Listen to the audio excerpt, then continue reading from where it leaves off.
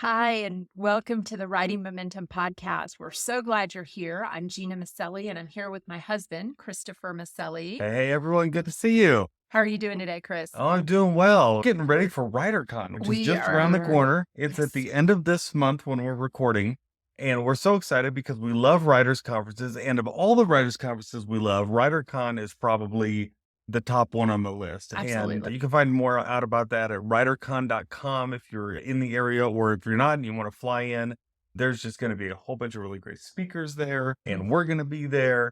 And you can use the code We Are Writers, WEARE Writers, and get $50 off your. Yeah, and let me Yeah. just say that this is WriterCon. If you haven't heard us talk about this, WriterCon is over Labor Day weekend every year in Oklahoma City, the Mhm. Renaissance Waterford Hotel. Is that right? Did I get that I think that's right? right. In Oklahoma City. And this year, in addition to WriterCon, there's a free event on Labor Day itself. So on September 4th, there's a free event for ReaderCon.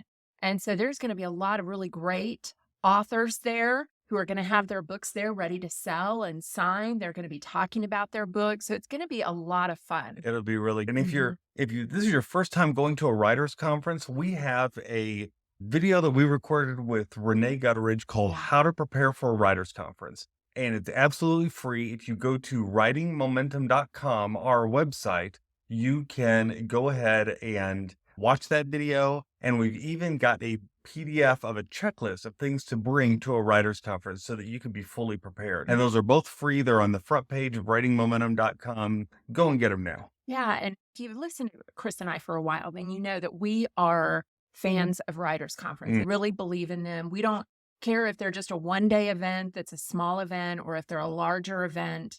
We are just really big fans of them because not only have they been a great source of information, but they have been an amazing opportunity for us to meet other writers and Yes. find our tribe. And that has been huge. And that's why we always encourage you to go to writers conferences. Try to go to 3 or 4 a year if you can, because they can be just that beneficial. Now, one question we get all the time is, what if I want to speak at a writers Yeah. conference? Because when you speak at a writers conference, things change a little bit. When you attend a writers conference, you're there, someone who's hopefully participating, but you're a little bit observing what's going on. And when you start speaking, you're rubbing elbows with everyone else who's speaking, all those editors and professional writers and agents. And it really just increases the opportunity for you. So, Gina, if someone wants to get a gig speaking at a writers conference, what do they do? Did they show up with their suitcase and say, I'm ready to go?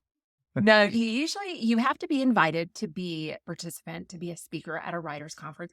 And we're talking about writers conferences, but I would say in today's day and age, this also goes for online summits. Yeah. We're going to talk about those as well. So online summits are just writers conferences that are online. And yes, you have to be invited. And I think there are some elements that you need to bring to the table if you are somebody who wants to be a part of these.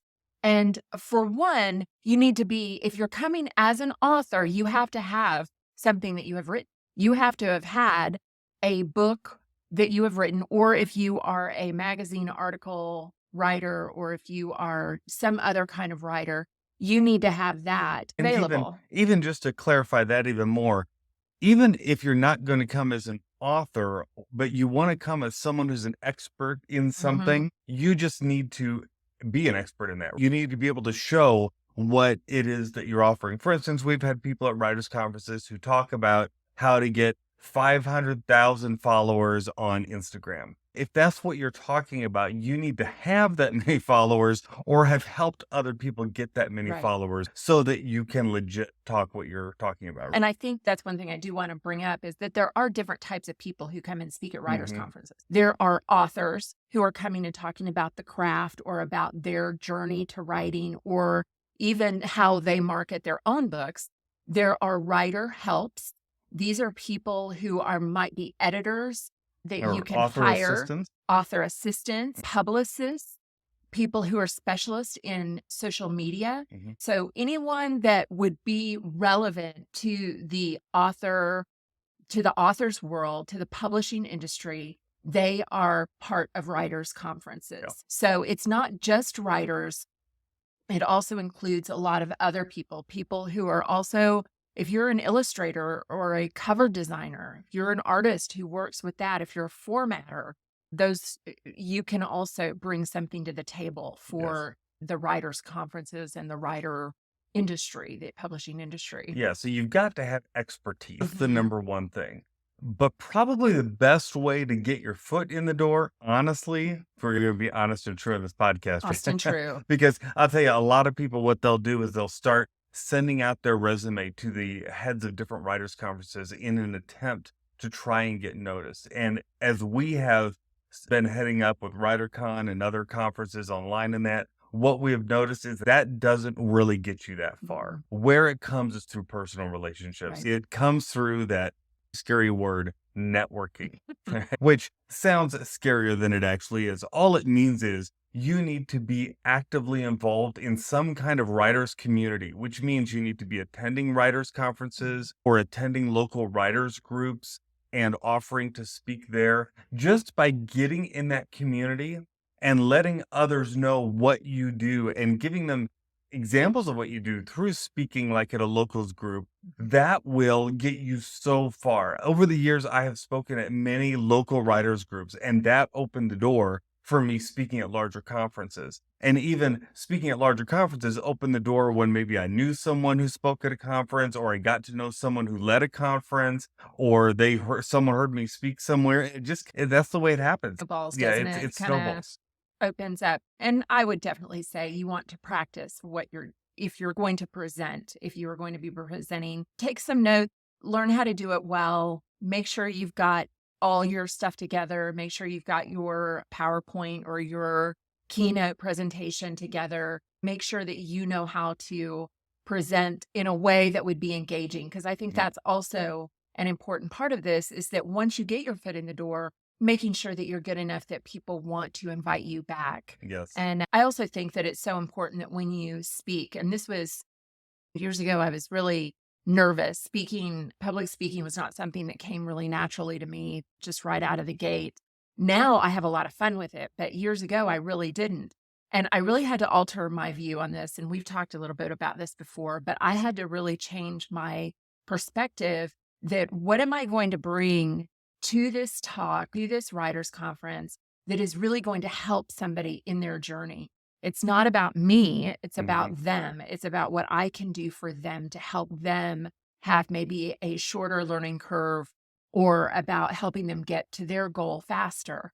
So I think when you come with that servant mentality, that idea of I'm just going to help and I'm going to give and I'm going to really serve this community or the people who are here, I think it really makes you a huge asset. Yeah, that doesn't go unnoticed either. People who Mhm. lead conferences don't want people who are prima donnas and always needing stuff. They wanted to have people who have servant hearts, who are just willing to help out and willing to give to the people who are Mhm. coming to the conference, give knowledge and give encouragement. And so if you can just do that naturally on your own, whether you're a speaker or not, that will get you far. Absolutely. Now, one thing that I want to recommend, this is just like one of those little practical points, and that is let people know that you're available for speaking. And you can do that in person. But one of the things that many authors don't think about doing is on their website, on their bio page, you should have a section that says something like courses teach or topics I speak about, and then list each topic that you might speak about. Come up with two or three minimum, I'd say. Three is good, and have the name of the topic and a paragraph, just like you'd see in a writer's conference program, right? So I might say, I teach on common children's book blunders, right? That's the topic. And then the paragraph under that will say, do you want to get your children's book sold? Be sure that you don't make the most common blunders that children's writers make. And in this workshop, Chris leads writers through 14 blunders that are often made in children's book writing. I made all that up, but something like that, right? And so you put that on your website, on your bio page, and put a couple others. And then as people are interested in checking who you are out on your website, they will see, oh, this person speaks, Mhm. right? Now, some other items that you can include with that are a YouTube video of you speaking, right? If you want to put a video of yourself speaking somewhere on there, that's a great idea, as well as a media kit. And a media kit is basically just a digital download, like a PDF that might be 4 pages or so. It describes who you are, what your topics are, any books you've sold and awards you've received. And I I think would that's even about it, say right? feedback. Social If you've praise. received feedback Yeah. when you're speaking like that, wow, I love Ellen's class.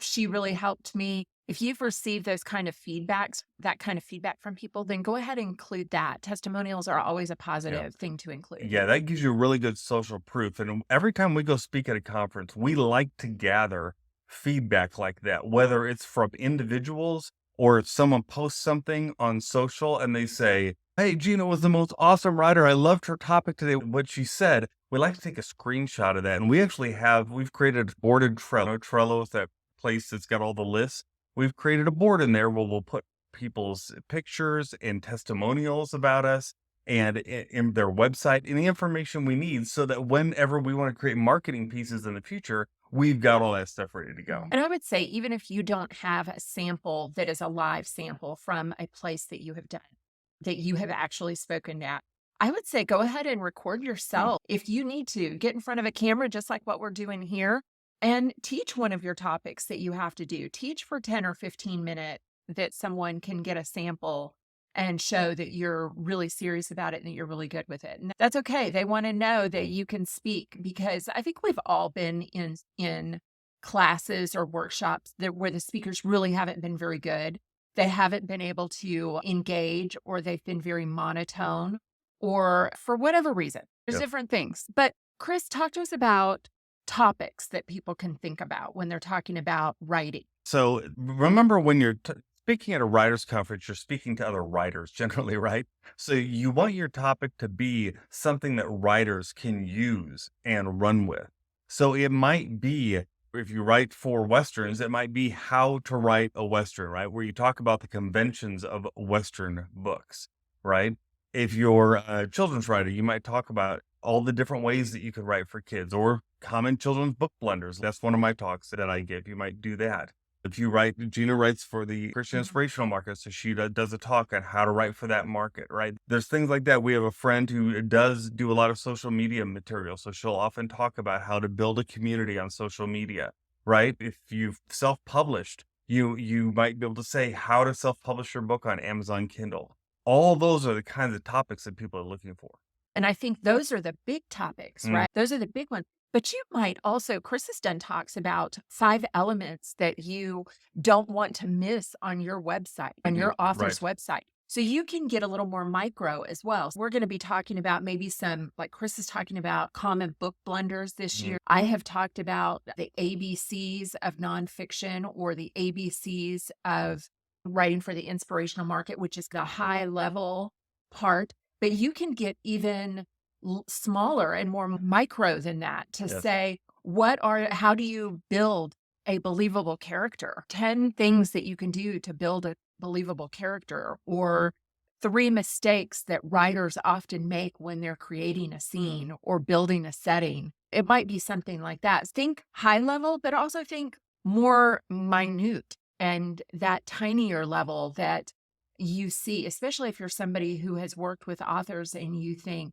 man, authors do this and always seem to come back. And I so often see this mistake that they make. They make these 3 things. I see authors make mistakes they make on social media. There's a great class. 3 mistakes authors often make on social media and how to fix them. People will be there. All right, so here's our homework for this week's episode, right? We want you to sit down, take just 5 or 10 minutes, and write down about 3 topics that you could speak on at a writer's conference. Write down the title and write down the description of what it is, right? 2 or 3 sentences that's the kind of thing you could put in a conference program. And then find somewhere that you can go to a conference, whether you want to go to WriterCon and join us there in a few weeks, or if you want to just find some local conference or something else, find somewhere that you can start mingling with others, and so that you can get that networking going. Yes. Now, remind us, Chris, one more time. We do have that free giveaway that we have done. It's a free webinar that we recorded with Renee Gutteridge called How to Prepare or how to prep for a writer's conference. It is free on our website, writingmomentum.com. Check it out. We also in there include the coupon code for WriterCon, which Yes, is we are writers. We Are Writers, all spelled out, no spaces between them. Put that in there. You get $50 off at WriterCon. We'd love to see you there. If you are there and you have listened to one of our podcasts, please come up and introduce yourself. We would love to meet you. We just love to meet you. We love to meet the people who we are helping, hopefully. Yes, absolutely. Hey, if you've enjoyed this podcast, please rate, review, subscribe, and share. I'm going to encourage you today to please leave a written review for us if you would. The written reviews do far more than just about anything else other than sharing it with others when it comes to promoting your podcast, because people will look at those reviews. The different podcasting services look at those reviews to see how popular a podcast is. So if you would leave us a written review, just 2 or 3 sentences. I know sometimes it can be hard to figure out how to do that in your app, but if you would look and figure out how to do that, we would so appreciate it, because this isn't something that we can do alone. Remember that together, we have writing momentum. bye-bye.